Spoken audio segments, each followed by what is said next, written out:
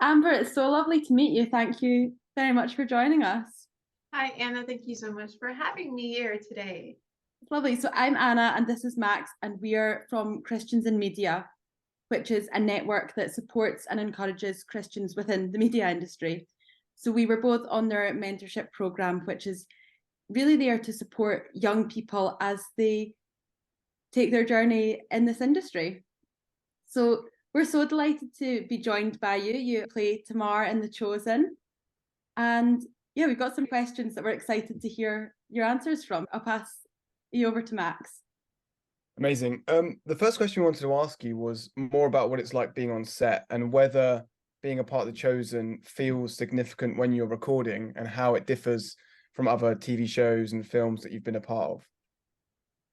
Um, the way that it feels, that's a great question, being on set, is that it feels like you're in the first century. It really does. It's hard not to walk onto that set and not feel like you're really there, down to the smells, the taste, the feel of the gravel that gets in my sandals, or the walk and talks we do in 105 degrees. It feels really authentic. And there's a level that adds to your storytelling as well, because normally you have to maybe pretend to be hot or pretend to be, smelling fresh baked bread. And here we are having all of that going on right now. And like I said, it adds another layer to the storytelling. And also on set, for your second question, it's really different, in my opinion, from other sets that I've been on.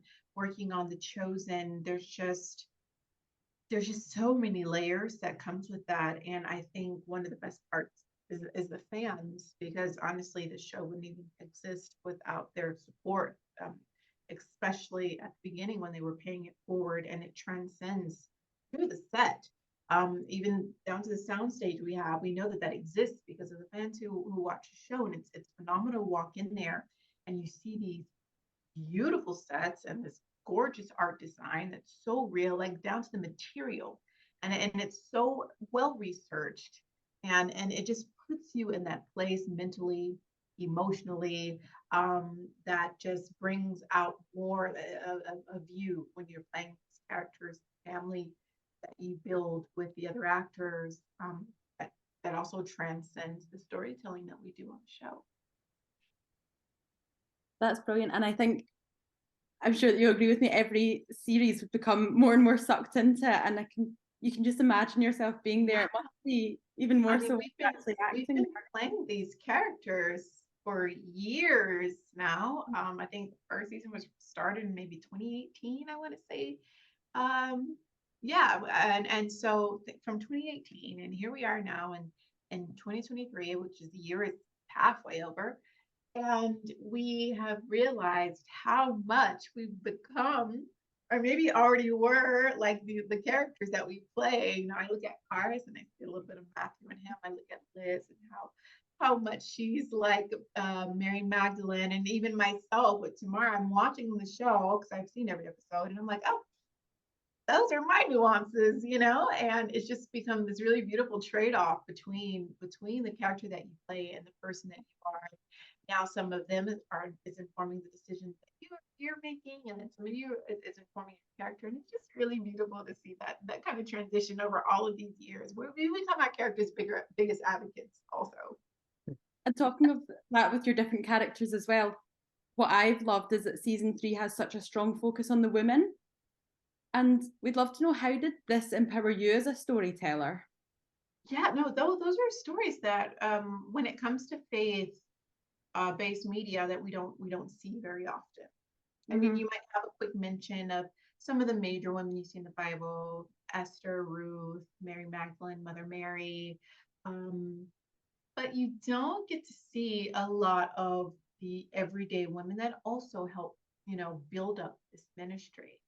And so, what I really loved, not only that we got to tell these stories, that we got to tell these stories truthfully, but that we also got to tell like the nuanced stories. For example, in season 3, when we see the women kind of, butting heads a little bit, trying to figure out, okay, now we're following Jesus. Now, how do we live with each other? There's a whole new level to that. And there are also some very unique situations that we women too that we were able to dive into for season 3 as well. And it's just able to tell these from a very truthful aspect, and how that informs the decisions that we make on a daily basis and the relationships that we build. And I was really proud of that. And I'm like, the guys, proud of them. Like it's like they can kind of see and to our heads and the things that we go through, and not these just weepy monolithic characters. Like these women were like assertive and strong and full of faith. Like those are all the ones taking the biggest risk. If you watch the series, the one with the issue of blood, Tamar ripping off a roof, Mary Magdalene, like these women are coming in here and they're owning their space. And I'm proud of this, especially as a Black woman, because we don't often get portrayed in these stories told during this time. And so all of that it's really humbling, and it's really beautiful to be and bear witness to. Amazing. You mentioned earlier that a lot of you are becoming more and more like your character, or you're seeing yourselves in the character, and then you talked there about your characters aren't monolithic. Where were you drawing inspiration from? What sources were you looking to kind of develop your character, your mannerisms, even maybe your accent? So Tamar is, if you've seen season 3, she mentions how she has been to all of these places. She's a woman who's well-traveled, she's well-spoken, she's the daughter of a prince, which, by the way, really funny backstory about that is that Tamar was only meant to be in one episode, or maybe a couple, but for sure she wasn't meant to be what she is now. And I remember my first day on set, and Dallas comes up to me, he's like, "You have really great posture." And I'm like, "Thank you." what a strange thing to compliment someone on. And I was like, "Oh, thank you." And I was like, "Yeah, I mean, it's hard not to. Like, I feel like a princess wearing all this." He goes, yeah, but you're not. Remember that. And I was like, okay, well, let's fast forward to season 3, where Tamar's like, "By the way, I'm the daughter of a prince who's done all these things." And I'm just like, they wrote that in there. And that's like me. And I laughed at him, and I told him that too. I was like, "So I wasn't a princess, but funny how that works out." No, but these women are not monolithic. And for me, I noticed that to kind of work on who she is, because she's evolving every day, and learning new roles to play, is that there are parts about her that I aspire to have in myself. Like, she's an assertive, outspoken, brave woman, and I don't always look at myself in that way.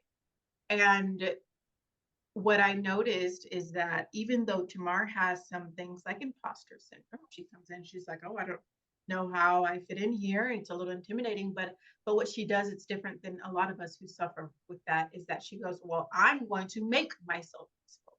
I am going to fight against this, not only give myself grace, but I'm also going to show what I'm capable of, and how I can be useful for the betterment of this ministry."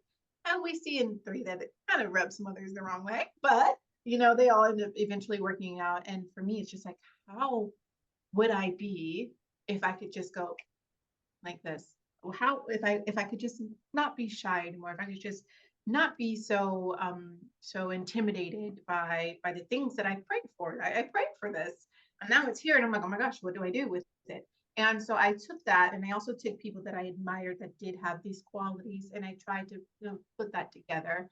And there's a little bit of me in there, because one thing really important is also to remember the good things about you and the things you admire about yourself, and add that as well to your character. And it's just kind of informed the way that I move about. And I noticed myself picking up a little bit more of Tamar's traits, and her picking up a little bit more of mine. And it's just like a really beautiful exchange. I love that she's such a bold character, and she feels so fresh, and you've done such a beautiful job of portraying her. Thank you so much. And I know that you'd referred earlier, I think, to this scene that I'm about to ask you about. It's the really heartbreaking but beautiful scene in episode 6 of season 3, where Tamar and Mary are discussing their differences and resolving their tensions, and it leads to them becoming friends on an even deeper level. And I love the quote, "I judged your strength against my weakness, pitied myself," that Mary says. And it got me thinking, as 21st century Christians in the media, as we are with being part of Christians in media, what can we learn from this discussion, or why is this discussion important for us to listen to? Well, I mean, Tamar really points it out, and what she's really doing is calling out the fact that of the scene in general, that we let our biases, our traumas, our experiences in our life inform the decisions that we make on a daily basis, from the food we eat, to the people we date, to the things we watch on television. Everything that we've been through informs the way that we behave. And this scene points out how the way that could be detrimental to us and our relationships. And Tamar says to Mary, like, you've been forgiven for this and you are choosing to hold on to it. And I know some people are like, well, do you really choose trauma?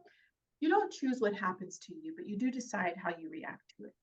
And I believe that it's really important to honor the feelings and honor the things that you go through, but then also to process and allow them to not hold you back, not hinder you, but actually build upon who you are as a human being.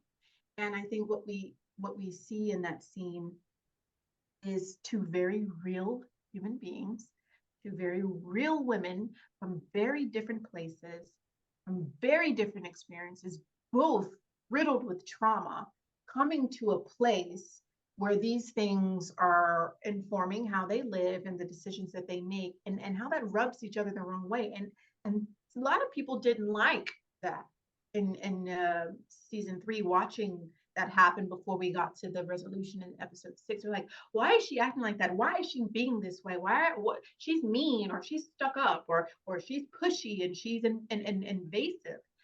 And it's like, how many people that you've probably prejudged this way that you have in your life, whether a coworker, a friend, a family member, where you're like, why? And they've already kind of rubbed you the wrong way, but you don't know their story either, why they are the way they are. This is something, even conversations I have with my husband in my own marriage. He's come from like a happier background, and and so he's kind of like a more carefree, and me coming from some trauma. It's just like I'm always like hyper aware and anxious about things and overthinking. And we learn in this scene is that we don't have to carry those burdens. They're not our burdens to carry. And once you realize that, life is going to be a little bit easier to navigate. And I thought it was really beautiful because it was just a simple conversation between two women who didn't understand each other. And if we kind of sit down and talk our differences out with people, we would see the world be a lot better of a place. It's such a scene, isn't it? It's such an encouraging message to finish on, and one that we can all hold on to. Thank you so much for joining us today, Amber, on Christians in Media. We really appreciate your time. If you have been living under a rock and haven't yet checked out The Chosen season 3, it's available online for free, so do make sure to go and check it out. You can download the app or visit www.thechosen.tv. And also, I recommend Amber's Instagram for some great behind-the-scenes content. If you like Barbie, then you're in for a treat. But thanks so much for watching, and we'll see you soon. Thank you so much, Max and Anna.